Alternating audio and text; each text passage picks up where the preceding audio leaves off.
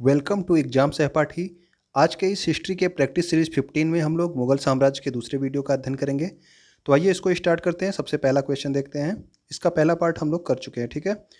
निम्नलिखित में से अकबर का प्रशासक कौन था? तो अकबर का प्रशासक आप सबको पता है, जब अकबर गद्दी पर बैठा था तो उस समय जो है अकबर का प्रशासक किसको बनाया गया था? तो वो बनाया गया था बैरम खां, ठीक है ना। तो बैरम खां को जो है वकील का पद दिया गया था। तो वकील जो है मुगल साम्राज्य में सबसे उच्च पद होता था, ठीक है। तो इस सबसे पहले वकील जो है कौन था? तो वो था आपका बैरम खां, जो कि अकबर का संरक्षक भी था और इसको खाने खाना की उपाधि अकबर ने दी थी। इसके साथ ही साथ आप लोग खाने खाना की उपाधि अब्दुल रहीम से जानते हैं, ठीक है, उसको भी दी गई थी। और खाने खाना की उपाधि जो है बैरम खां को भी दी गई थी, ठीक है ना, अकबर ने दी थी। और इसको जो है अकबर ने अपना प्रधानमंत्री भी नियुक्त किया था। तो इसका जो सही आंसर हो गया वो कौन हो गया? वो हो गया बैरम खां। इसके अलावा प्रशासक की जगह आपसे पूछ सकता है कि संरक्षक कौन था, तो वो भी कौन था? बैरम खां ही था। ओके, ये था आपका पहला क्वेश्चन। दूसरा क्वेश्चन देखते हैं कि 1556 ईस्वी में पानीपत का द्वितीय युद्ध हुआ था, ठीक। 1526 में आपको पता होगा कि 1526 में किसके किसके बीच में पानीपत का प्रथम युद्ध हुआ था। बहुत पॉपुलर क्वेश्चन है, बहुत बार पूछा जाता है, ठीक। तो वो था आपका बाबर और इब्राहिम लोदी के बीच में। ये आपका उसके 30 साल बाद 1556 ईस्वी में होता है पानीपत का द्वितीय युद्ध, ठीक। तो इसमें अकबर ने बैरम खां की सहायता से, यानी कि अभी आपको बताया गया कि अकबर जो है छोटा था, बैरम खां उसका संरक्षक था। तो सेना का नेतृत्व कौन कर रहा था? बैरम खां। इसकी सहायता से किसे हराया था पानीपत के द्वितीय युद्ध में? तो वो हराया था किसको? हेमू को हराया था। तो हेमू कौन था? तो हेमू जो है अफगान जो शक्तियाँ थी उनका सेनापति था, ठीक है। तो 1556 ईस्वी में था ये पानीपत का द्वितीय युद्ध हुआ था। सबसे पहले तो ऑप्शन याद रखेंगे कि पानीपत का द्वितीय युद्ध कब हुआ था, आपसे क्वेश्चन में यही पूछ लेता है। तो वो आपका 1556 ईस्वी में। उसके बाद किसके किसके मध्य में हुआ था? तो अकबर और हेमू के मध्य में हुआ था।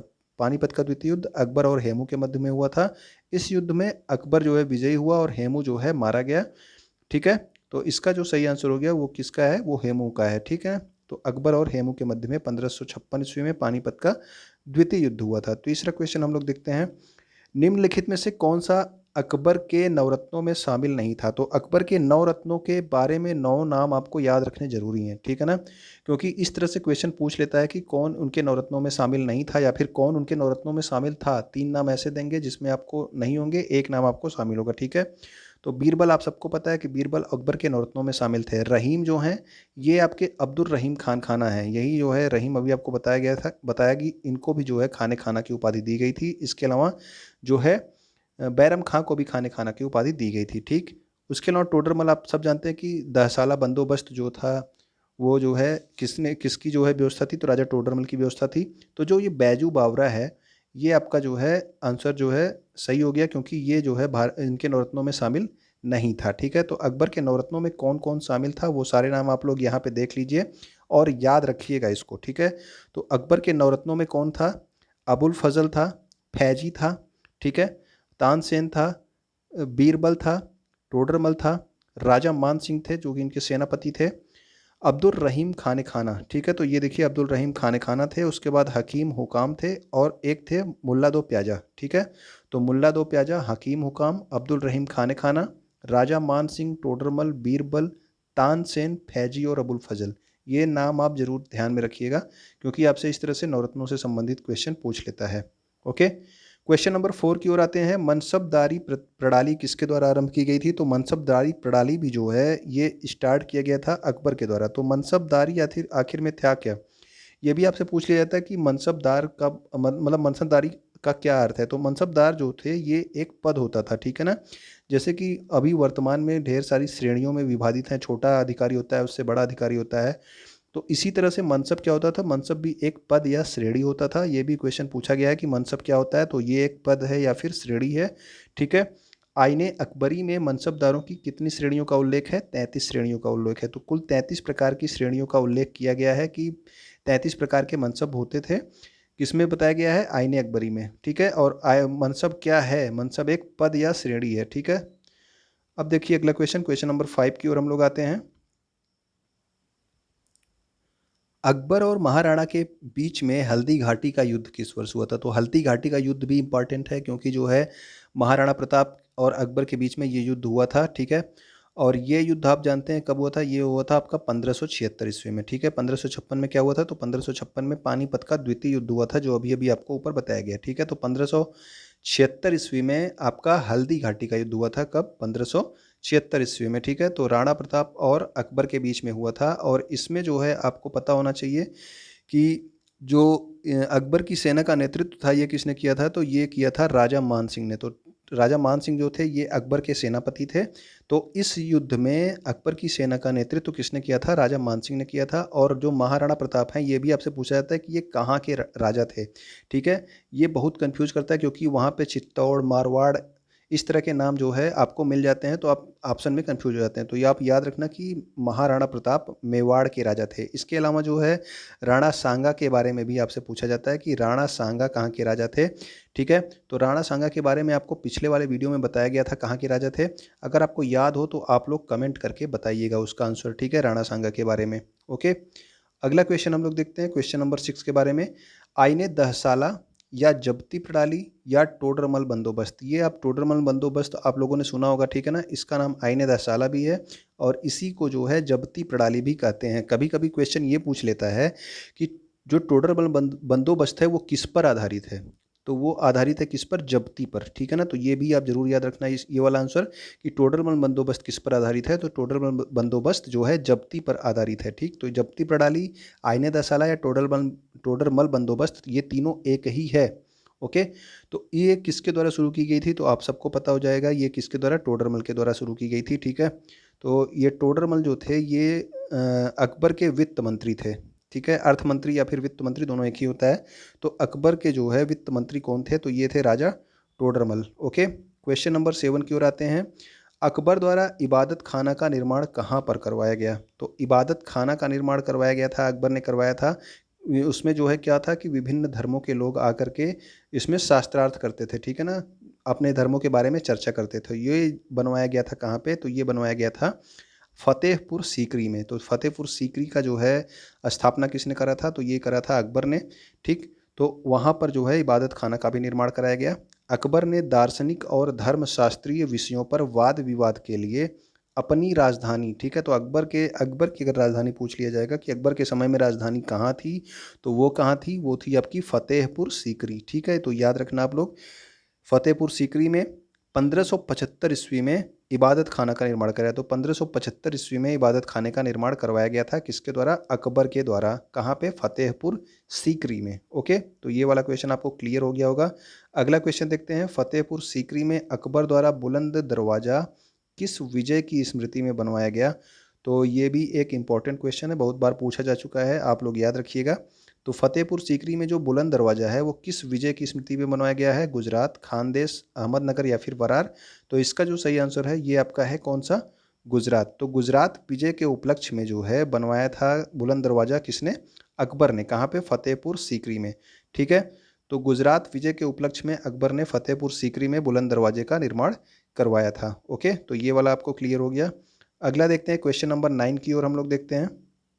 तो क्वेश्चन नंबर 9 में है कि शेख सलीम चिश्ती की दरगाह कहाँ स्थित है। तो शेख सलीम चिश्ती की दरगाह जो है आपसे पूछा गया है। ये शेख सलीम चिश्ती हैं, इनकी दरगाह कहाँ पर स्थित है, बताइए आप लोग। अजमेर में है, दिल्ली में है, आगरा में है या फिर फतेहपुर सीकरी में। तो ये जो शेख सलीम चिश्ती हैं इनकी इनकी जो दरगाह है ये आपके स्थित है कहाँ पे, फतेहपुर सीकरी में, ठीक है ना। तो शेख सलीम चिश्ती की दरगाह फतेहपुर सीकरी में स्थित है। आप लोग कंफ्यूज हो रहे होंगे कि अजमेर में दरगाह है, तो अजमेर में दरगाह है, लेकिन अजमेर में किसकी दरगाह है, तो अजमेर में आपकी मोइनुद्दीन चिश्ती की दरगाह है, ठीक है। तो ये आप नाम जो है, नाम से अंतर आप याद रखिएगा क्योंकि ये अकबर से रिलेटेड है। तो ये वाला क्वेश्चन आपसे पूछ लेगा कि शेख सलीम चिश्ती की दरगाह कहाँ है, तो आपको बताना पड़ेगा कि वो फतेहपुर सीकरी में है, ठीक है। शेख सलीम चिश्ती की दरगाह फतेहपुर सीकरी में है और मोइनुद्दीन चिश्ती जो थे उनकी दरगाह कहाँ पे है, तो उनकी दरगाह अजमेर में है, ठीक है। तो अजमेर में किसकी दरगाह है, मोइनुद्दीन चिश्ती की। तो ये वाला अंतर आप लोगों को अब क्लियर हो गया होगा।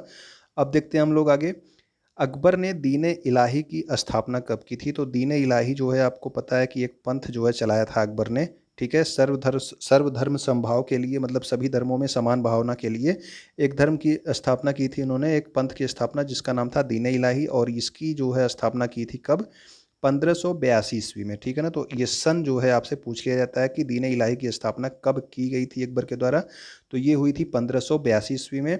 और अकबर ने देखिए सभी धर्मों में सामंजस्य स्थापित करने के लिए इस दीन इलाही को, आपके सामने ये भी क्वेश्चन की तरह पूछा जा सकता है कि तौहीद ए इलाही, ठीक है, तो तौहीद ए इलाही या फिर दीन इलाही इसको कहा गया।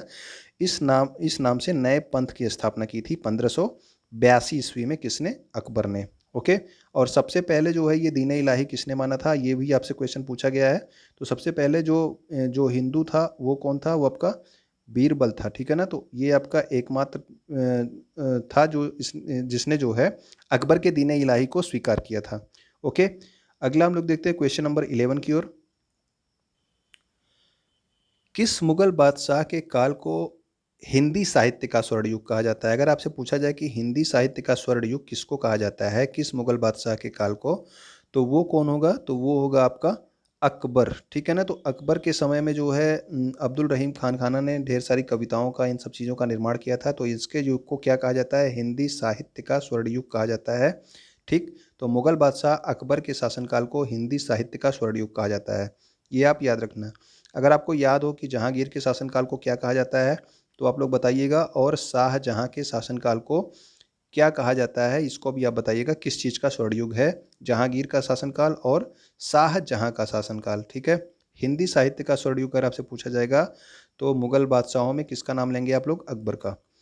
जोधाबाई का महल कहाँ पर स्थित है? तो जोधाबाई का महल भी जो है कहाँ पे बनवाया गया है? ये भी फतेहपुर सीकरी में बनवाया गया है।